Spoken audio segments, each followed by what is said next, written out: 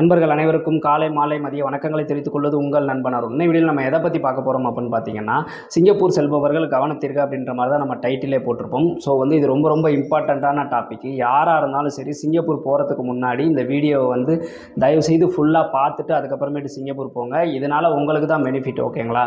யாராவது சிங்கப்பூர் போகிறாங்கன்னாலும் போகிறவங்கள்ட்ட இந்த வீடியோவை ஷேர் பண்ணி, தம்பி சிங்கப்பூர் போகிறதுக்கு முன்னாடி இந்த வீடியோவை பார்த்துட்டு போப்பா அப்படின்ற மாதிரி அவருக்கு ஷேர் பண்ணி விடுங்க. ஓகேங்களா?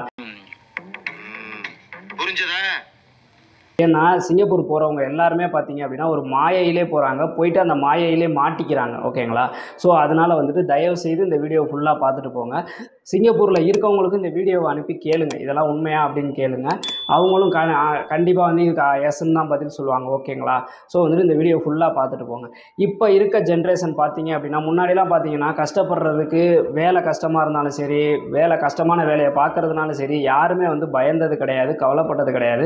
எவ்வளோ கஷ்டமாக இருந்தாலும் நம்ம வேலை பார்ப்போம் அப்படின்ற மாதிரி தான் போனாங்க. ஆனால் இப்போ இருக்க ஜென்ரேஷன் பசங்கள்லாம் பார்த்தீங்க அப்படின்னா, ஃபஸ்ட்லேருந்தே இந்த மாதிரி கஷ்டமான வேலைகள்லாம் பார்க்காம வளர்கிறாங்க. ஆனால் வளரையிலே நம்ம லைஃப்பில் சக்ஸஸ் ஆயிடணும் அப்படின்ற அந்த எண்ணத்தோடு வளர்கிறதுனால என்ன பண்ணுறாங்க அப்படின்னா, படிப்பை முடித்தோடனே எக்ஸ்பீரியன்ஸ் இல்லாட்டியும் பரவாயில்ல, எந்த வேலையாக இருந்தாலும் பரவாயில்ல, சிங்கப்பூர் போனாலே நம்ம ஜெயிச்சிடலாம் அப்படின்ற ஒரு குருட்டுத்தனமான நம்பிக்கையில் சிங்கப்பூர் கிளம்பிடுறாங்க. அங்கே போயிட்டு அவங்களுக்கு கிடைக்கிறது பார்த்தீங்க அப்படின்னா ஏமாற்றம் தான் கிடைக்குது. ஸோ தயவுசெய்து இந்த வீடியோ ஃபுல்லாக பாருங்கள். அதாவது நீங்கள் சிங்கப்பூர் போகிறீங்க அப்படின்னா, நீங்கள் கஷ்டப்படுறதுக்கு தயாராக இருந்தால் மட்டும் தயவுசெய்து சிங்கப்பூர் போங்க. ஓகேங்களா? யாருமே படுக்க வச்சு சம்பளம் கொடுக்கவே மாட்டாங்க. அது இந்தியாவாக இருந்தாலும் சரி, சிங்கப்பூராக இருந்தாலும் சரி. அதே மாதிரி ஈஸியான வேலை அப்படின்னு ஒன்று கிடையவே கிடையாது. நம்மள்ட்டே நிறையா பேர் கேட்குறப்ப, எனக்கு கொஞ்சம் ஈஸியான வேலையாக கொடுங்க, என்னால் கஷ்டமான வேலையெல்லாம் பார்க்க முடியாது அப்படின்ற மாதிரி தான் சொல்கிறாங்க. ஈஸியான வேலை அப்படிங்கிறது எதுவுமே கிடையாது. எந்த வேலை ஈஸியாக இருக்கும் சொல்லுங்கள் பார்க்கலாம். அது சிங்கப்பூரை பொறுத்தவரைக்கும் 2 டைப்ஸ் ஆஃப் ஒர்க் இருக்கும். ஓகேங்களா? ஒன்று பார்த்தீங்க அப்படின்னா ஹார்ட் ஒர்க்கு, இன்னொன்று பார்த்தீங்க அப்படின்னா ஸ்மார்ட் ஒர்க். ஸ்மார்ட் ஒர்க்கை பொறுத்த வரைக்கும், அதாவது ஆஃபீஸில் வேலை பார்க்குறவங்கள பொறுத்த வரைக்கும் கஷ்டம் இல்லை அப்படின்னு நினச்சிங்கன்னா அது உங்களோட தவறு. உதாரணத்துக்கு ஒரு பிஇ சிவில் இன்ஜினியரிங் முடித்தவர் ஒரு டிராயிங் பண்ணுற மாதிரியோ இல்லை வேறு ஏதாவது ஒரு இதுக்காகவோ சிவில் இன்ஜினியராக ஆஃபீஸ் லெவலில் போகிறாரு அப்படின்னு வச்சுக்கோங்களேன். ஆஃபீஸில் பார்த்தீங்கன்னா அவருக்கு அவ்வளோ ப்ரெஷர் இருக்கும். ப்ரெஷர் இல்லாமல் வேலை பார்க்க முடியாது. குறிப்பிட்ட டைமுக்குள்ளே அந்த டிராயிங்கை முடிச்சு கொடுத்தாகணும். அந்த டிராயிங்கில் சின்ன மிஸ்டேக் பண்ணாலும் அந்த கட்டடம் கட்டுறதுல பிரச்சனை வரும். மைண்ட் ரீதியாக அவங்களுக்கு ப்ரெஷர் அதிகமாக இருக்கும். அதுவும் அந்த வேலையும் கஷ்டம் தான். ஐயோ முடியலை அப்படின்னு சொல்லிட்டு வர்றவங்க நிறைய பேர் இருக்காங்க. ஓகேங்களா? அதே மாதிரி இந்த சைடு பிசிஎம் பர்மிட்டாக இருக்கட்டும், CPR permit, marine permit, test அடித்து போனாலும் சரி, எந்த வேலைக்கு போனாலுமே சரி, ஜென்ரல் ஒர்க் அப்படின்ற பொறுத்த வரைக்கும் பார்த்தீங்க அப்படின்னா வெயிலில் வேலை செய்கிற மாதிரி இருக்கும். இல்லை ஃபேக்ட்ரியாக இருக்குது அப்படின்னு வச்சுங்களேன், ஃபேக்ட்ரி லெவலில் கம்மி வேலையாக இருக்கும், ஒர்க் ரொம்ப ஹார்டாக இருக்கும். எல்லாத்துக்கும் மேலே சிங்கப்பூரில் 8 ஹவர் ஒர்க் பார்த்தீங்க அப்படின்னா பெருசாக சம்பாதிக்கவே முடியாது.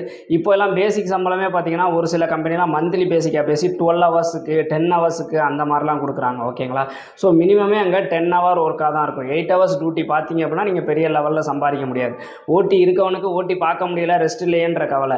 ஓட்டி இல்லாதவனுக்கு ஐயோ ஓட்டி தர மாட்டேங்கிறாங்களே, சம்பளம் கம்மியாக வருதே அப்படிங்கிற கவலை. ஒவ்வொருத்தவங்களுக்கும் ஒவ்வொரு மாதிரியான பிரச்சனை இருக்குது. இப்போ ஒரு உதாரணத்துக்கு ஒரு ஏஜென்ட் இருக்காங்கன்னு வச்சுக்கோங்க. அவர் நல்ல ஏஜென்ட், நல்லபடியாக வெளிநாட்டுக்கு அனுப்புகிறாருன்னு வச்சுக்கோங்களேன். இப்போ 2 பேரை 2 கம்பெனிக்கு அனுப்பியிருக்காரு. ஒருத்தன் சொல்கிறான் எனக்கு ஓட்டியே தர மாட்டேங்கிறாங்கன்றான். இன்னொருத்தன் சொல்கிறான் ஆனால் அந்த மாதிரி ஓட்டி நிறையா கொடுக்குறாங்க, லீவே தர மாட்டேங்கிறாங்க அப்படின்றான். இது மாதிரி பண்ணுறப்ப அந்த ஏஜென்ட் அவர் பிரச்சனையை ஃபேஸ் பண்ணுறாரு. ஸோ இது மாதிரி நிறையா ப்ராப்ளமை ஃபேஸ் பண்ணுறாங்க நல்ல ஏஜென்ட்டுகள் எல்லாமே. ஓகேங்களா? வேலை வாங்கி கொடுத்ததுக்கப்புறம் அங்கே போயிட்டு கஷ்டன்றாங்க, வேலை பார்க்க முடியலைன்றாங்க, சாப்பாடு சரியில்லைன்றாங்க. இந்த மாதிரி நிறையா ப்ராப்ளம் நீங்கள் சிங்கப்பூர் போனால் ஃபேஸ் பண்ணுற மாதிரி இருக்கும். ஓகேங்களா? அது என்னென்னன்றதை 1 by 1 சொல்கிறேன். ஓகேங்களா? ஃபஸ்ட்டு எடுத்தோன்னா நீங்கள் சிங்கப்பூர் போகணும் அப்படின்னா, இங்கே நம்ம இந்தியாவில் உங்கள் சொந்த பந்தமாக இருக்கட்டும், நல்லது கெட்டதாக இருக்கட்டும், எல்லாத்தையுமே நீங்கள் இழந்துட்டு தான் சிங்கப்பூர் போகணும். ஓகேங்களா? ஸோ அதுக்கு ரெடி ஆகிக்கங்க. நினச்சோன்னா டக்குன்னெலாம் வர முடியாது. ஒரு நல்லதாக இருக்கட்டும், கெட்டதாக இருக்கட்டும், எதுக்குமே டக்குன்னு வர முடியாது. அங்கே போய் இருந்துக்கிட்டு ஐயோ நான் உடனே போகணும் அப்படின்லாம் சொல்ல முடியாது. ஸோ அதை இழக்கிறதுக்கு தயாராக போங்க. அடுத்தது நீங்கள் அங்கே போகிறீங்க அப்படின்னா கண்டிப்பாக உங்களுக்கு வேலை கஷ்டமாக தான் இருக்கும். ஈஸியான வேலை அப்படிங்கிறது சிங்கப்பூரில் கிடையவே கிடையாது. அதாவது நீங்கள் இங்கே ஏதாவது கஷ்டமான வேலை பார்த்துருக்கீங்க அப்படின்னா மட்டும் சிங்கப்பூர் போங்க, இல்லைனா போகாதீங்க. ஓகேங்களா? மெயினாக இப்போ சிங்கப்பூருக்கு ஒரு சாதாரண பிசிஎம் பர்மிட்டுக்கு எடுக்கணும்னா கூட இன்டர்வியூ வச்சு தான் எடுக்கிறாங்க. இந்த முன்னாடியெல்லாம் பிசிஎம் பர்மிட், சிபிஆர் பர்மிட்லாம் இன்டர்வியூவே கிடையாது. பாஸ்போர்ட் கொடுத்தா உடனே எடுத்துக்கிறாங்க. ஆனால் இப்போ பிசிஎம் பர்மிட், சிபிஆர் பர்மிட் கூட ட்ரைனிங் கொடுத்து இன்டர்வியூ வச்சு தான் எடுக்கிறாங்க. அதுக்கு என்ன காரணம்னு கேட்டிங்கன்னா, நிறைய பேர் அங்கே போயிட்டு வேலை செய்ய முடியலை, வேலை கஷ்டமாக இருக்குது, பார்க்க முடியலன்னு சொல்லிட்டு திருப்பி வந்துடுறாங்க. இதனால் கம்பெனிக்கு நிறைய நஷ்டமாகிறதுனால இன்டர்வியூ வச்சு இங்கே ட்ரைனிங் கொடுத்து தான் எடுக்கிறாங்க. எல்லாத்தையும் சொல்லி தான் எடுக்கிறாங்க நல்ல கம்பெனி எல்லாமே. ஓகேங்களா? ஸோ வேலை வந்து கஷ்டமாக தான் இருக்கும். அது எந்த வேலையாக இருந்தாலும் சரி, அந்த வேலை கஷ்டன்ற மைண்ட் செட்டோட போங்க. நம்ம வந்து கஷ்டப்பட தான் போகிறோம், நம்ம சம்பாதிக்க தான் போகிறோம், கஷ்டப்பட ரெடியாக போகிறோன்றவங்க மட்டும் போங்க. ஓகேங்களா? ஸோ வேலை கஷ்டமாக தான் இருக்கும். அடுத்தது பார்த்தீங்க அப்படின்னா ஒர்க்கிங் ஹவர்ஸ் வந்து நீங்கள் இந்தியாவை பொறுத்த வரைக்கும் 8 ஹவர் வேலை பார்ப்பீங்க. ஒரு நாள் வேலைக்கு போவீங்க, ஒரு நாள் வேலைக்கு போக மாட்டீங்க, நினச்சா லீவ் போட்டுக்குவீங்க, இந்த மாதிரிலாம் இருக்கும். ஆனால் சிங்கப்பூரை பொறுத்த வரைக்கும் மினிமமே இப்போ பொறுத்த வரைக்கும் 10 ஹவராவது ஒர்க் பண்ணுற மாதிரி தான் இருக்கும். சில கம்பெனிகளில் 8 ஹவர் ஒர்க்கு, ஆனால் ஓவர் டைம் பார்க்கல அப்படின்னா உங்களுக்கு சம்பளமே வராது. பேசிக் சம்பளத்தை வச்சு உங்களால் ஒன்றும் பண்ண முடியாது. ஸோ மினிமமே நீங்கள் 10 ஹவராவது ஒர்க் பண்ணுறதுக்கு தயாராக இருக்கணும். ஓகேங்களா? ஸோ அதுக்கு தயாராக போங்க. இல்லை நான் 8 ஹவர்ஸ் தான் பார்ப்பேன், நினச்சா லீவ் போடுவேன் அப்படின்னா உங்களுக்கான நாடு சிங்கப்பூர் கிடையாது. ஓகேங்களா? அடுத்தது பார்த்தீங்க அப்படின்னா சாப்பாடு. சிங்கப்பூரை பொறுத்த வரைக்கும் சாப்பாடு மட்டும் ரொம்ப நல்லா கம்மியான ப்ரைஸில் ரொம்ப நல்ல சாப்பாடு கிடச்சிருச்சு அப்படின்னா யாருமே சிங்கப்பூர்லேருந்து ரிட்டர்ன் வரவே மாட்டாங்க. ஏன்னு கேட்டிங்க அப்படின்னா சிங்கப்பூரில் கம்மியான ப்ரைஸ்னால் சாப்பாடு சுமாராக தான் இருக்கும். ஓகேங்களா? ஸோ சாப்பாடு சுமாராக தான் இருக்கும். ஏதோ வயிற்றை ரொம்புறதுக்கு, அங்கே வந்து பசி இல்லாமல் வயிற்றை ரொப்பிக்கிறதுக்கு தான் நீங்கள் சாப்பிட்ற மாதிரி இருக்கும். ரொம்ப ருசியாக சாப்பிட்ணும் அப்படின்னா அதிகமான அமௌண்ட் நீங்கள் வாங்குறதுல பாதி சம்பளம் வந்து சாப்பாட்டுக்கே போயிடும். ஓகேங்களா? ஸோ அதனால் ஆர்டர் சாப்பாடாக இருந்தால் 130 140 155 தான் வரும். அந்த சாப்பாடே மீடியமாக தான் இருக்கும், சுமாராக தான் இருக்கும். ஸோ சாப்பாடை நீங்கள் எக்ஸ்பெக்ட் பண்ண முடியாது. ஒரு சில பேருக்கு சமைச்சு சாப்பிட்ற மாதிரி இருக்கும். சமைச்சு சாப்பிட்றவங்க சந்தோஷமாக இருக்காங்களான்னு கேட்டிங்கன்னா சமைக்கிறதுக்கே அவங்களுக்கு நேரம் இருக்காது.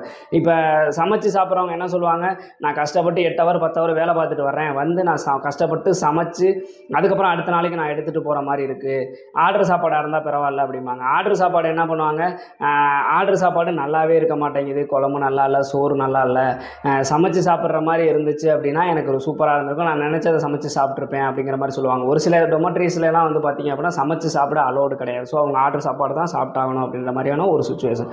ஸோ சாப்பாடு வந்து பசிக்காக மட்டும்தான் அங்கே சாப்பிட முடியும். ஸோ ருசி பார்க்க முடியாது. ஓகேங்களா? இல்லை நான் ருசியாக தான் சாப்பிடுவேன் அப்படின்னா தயவுசெய்து சிங்கப்பூர் போகாதீங்க. ஓகேங்களா? ஸோ சாப்பாடையுமே வந்து நல்ல சாப்பாடாக நீங்கள் தியாகம் பண்ணி தான் ஆகணும். வாரத்தில் ஒரு நாள் கறி எடுத்து நீங்கள் சமைச்சிக்கலாம். அப்படி இல்லைனா வெளியில் போய் சாப்பிட்டீங்க அப்படின்னா கொஞ்சம் காஸ்ட்லியாக இருந்தாலும் நல்ல சாப்பாடாக சாப்பிட்டுக்கலாம். ஓகேங்களா? ஸோ சாப்பாடை கண்டிப்பாக நீங்கள் தியாகம் பண்ணி ஆகணும். ஓகேங்களா? ஸோ வேலை கஷ்டமாக இருக்கும், ஃபேமிலியை வந்து நீங்கள் தியாகம் பண்ணி ஆகணும், சாப்பாடு வந்து சுமாராக தான் இருக்கும். இது எல்லாத்துக்குமே நீங்கள் தயாராக இருக்கிறவங்க மட்டும் தயவுசெய்து சிங்கப்பூர் போங்க. இதில் ஏதாவது ஒன்று எனக்கு செட் ஆகாது, எனக்கு வந்து நல்ல சாப்பாடு தான் வேணும், எனக்கு வீட்டு சாப்பாடு தான் வேணும் அப்படின்னாலும் போகாதீங்க. இல்லை எனக்கு சாப்பாடை பற்றி பிரச்சனை இல்லை, நான் 8 ஹவர் தான் வேலை பார்ப்பேன் அப்படின்னாலும் போகாதீங்க. நீங்கள் கட்டுற பணம் வேஸ்ட் ஆயிரும். இல்லை என்னால் கஷ்டப்பட முடியாது, நம்ம வந்து நான் சொகுசாக தான் இருக்கணும் அப்படின்னு நினச்சிங்கனாலும் நீங்கள் இந்தியாவிலே வேலை பார்க்குறது ரொம்ப ரொம்ப நல்லது. ஓகேங்களா? இதை எல்லாமே நல்லா தெரிஞ்சுக்கிட்டு போங்க. இதனாலே வந்து நிறையா பேர் வந்துட்டு நிறைய பணங்களை இழந்துக்கிட்டு இருக்காங்க. ஒரு உதாரணத்துக்கு ஒரு வேலைக்கு போகிறாங்க, இந்த இதெல்லாம் சரியாக தெரியாமல் போகிறதுனால என்ன ஆகுது அப்படின்னு பார்த்தீங்கன்னா அவங்களால அங்கே சர்வே பண்ண முடியலை. ஓகேங்களா? அதே மாதிரி நீங்கள் சிங்கப்பூர் போகிறீங்க அப்படின்னா புது கண்ட்ரி, நீங்கள் வந்து ஒரு நாடு விட்டு நாடு கடல் கடந்து போகிறீங்க, கிட்டத்தட்ட டைமே வந்து நமக்கு 2.5 மணி நேரம் வந்து டிஃப்ரெண்ட் ஆகுது. ஸோ தூக்கமே வந்து உங்களுக்கு டிஃப்ரெண்ட்டாக தான் இருக்கும். தூக்கமே வந்து டைமிங்கே மாறும். அதாவது இப்போ நம்ம இந்தியா டைமுக்கும் சிங்கப்பூர் டைமுக்கும் 2.5 மணி நேரம் டிஃப்ரெண்ட் வரதுனால டைமிங்கே மாறும். அது செட் ஆகிறதுக்கே உங்களுக்கு ஒன்றும் இல்லை, ஒரு 1 வீக்லேருந்து 2 வீக்ஸ் ஆகும். அதுக்கப்புறமேட்டு உங்களுக்கு வேலை செட் ஆகணும், அங்கே சாப்பாடு செட் ஆகணும், எல்லாமே செட் ஆக கிட்டத்தட்ட ஒரு 2லேருந்து 3 மாதம் ஆகும். உங்களுக்கு எதுவும் செட் ஆகலை போனோன்னே அப்படின்னாலும் நீங்கள் டக்குன்னு கிளம்பி வந்துடாமல் கொஞ்ச நாள் இருந்து பாருங்கள். ஓகேங்களா? இருந்து அது உங்களுக்கு செட் ஆகுதான்னு பாருங்கள். ஒரு சில பேர்லாம் வந்துட்டு கஷ்டப்படுறவங்க, நமக்கு இதுதான் லைஃபு, நம்ம இங்கே கஷ்டப்பட்டால் தான் நம்ம ஃபேமிலி அங்கே நல்லா இருக்க முடியுன்றதுனால ஃபேமிலியை திங்க் பண்ணி இருந்துட்டு கஷ்டப்பட தயாராக போகிறாங்க. ஒரு சில பேர் அங்கே இருக்க மாட்டேன்றாங்க, வந்துடுறாங்க. இதனால் என்ன ஆகுதுன்னா நீங்கள் ஏஜென்ட்டுக்கு கட்டின பணம் வேஸ்ட்டு தான். கண்டிப்பாக வந்துட்டு எந்த ஏஜெண்டாக இருந்தாலுமே உங்களை அனுப்பி வச்சுட்டாங்க அப்படின்னா நீங்கள் திரும்பி வந்தீங்க அப்படின்னா உங்களுக்கு ஃபுல் அமௌண்ட்டு ரிட்டர்ன் பண்ண மாட்டாங்க. ஒரு சில நல்ல ஏஜென்ட்டுகள் பாதி அமௌண்ட்டாவது ரிட்டர்ன் பண்ணுவாங்க, ஒரு சில ஏஜென்ட்டுகள் அதுவுமே வந்து திருப்பி ரிட்டர்ன் பண்ண மாட்டாங்க. ஸோ அமௌண்ட்டை திருப்பி வாங்க முடியாது, அது உங்களுக்கு லாஸ் கணக்கில் தான் வரும். அதனால் இது எல்லாமே தெரிஞ்சுக்கிட்டு ரைட்டு நமக்கு வந்து இந்த பிரச்சனைகள்லாம் வந்து இருக்கும், இது எல்லாத்துக்குமே நம்ம ப்ரிப்பேராக மென்டல் ரீதியாக நம்ம ப்ரிப்பேராக போயிடணும். அப்படிங்கிற மாதிரி போனீங்க அப்படின்னா உங்களால் அங்கே சர்வே பண்ணவும் முடியும், உங்களால் சம்பாதிக்கவும் முடியும், உங்கள் பணம் லாஸ் ஆகாது. ஓகேங்களா? ஸோ அதனால் நான் என்ன சொல்ல வர்றேன் அப்படின்னா இது எல்லாத்துக்கும் நீங்கள் தயாராக இருந்தால் மட்டும் சிங்கப்பூர் போங்க, இல்லைனா தயவு செய்து சிங்கப்பூர் போகாதீங்க. ஓகேங்களா? இங்கேயே வந்து ஒரு வேலையை பாருங்கள். அதே மாதிரி அதிகமான அமௌண்ட் கட்டி போகிறது இந்த மாதிரிலாம் வந்து தயவு செய்து போகாதீங்க. குருட்டுத்தனமாக யாரையும் நம்பி அதிகமான பணம் கட்டாதீங்க. இது எல்லாத்தையுமே வந்துட்டு கரெக்டாக பண்ணி நீங்கள் போனால் மட்டும்தான் சிங்கப்பூரில் ஜெயிக்க முடியும். ஓகேங்களா? சிங்கப்பூர் போனாலே ஜெயிச்சிடலாம்னு நிறைய பேர் நினச்சிட்டு இருக்காங்க. அது கிடையவே கிடையாது. சிங்கப்பூர் போகிறது வெற்றி கிடையாது, அங்கே போய் நீங்கள் வருஷக்கணக்கில் இருக்கிறது தான் வெற்றி. ஸோ ஒரு அட்லீஸ்ட் நீங்கள் கட்டின பணத்தை எடுத்துகிட்டு ஓரளவுக்கு ஒரு ப்ராஃபிட் பார்த்து திருப்பி வந்தீங்க அப்படின்னா தான் அது வெற்றி, இல்லைனா உங்களுக்கு லாஸ் தான்.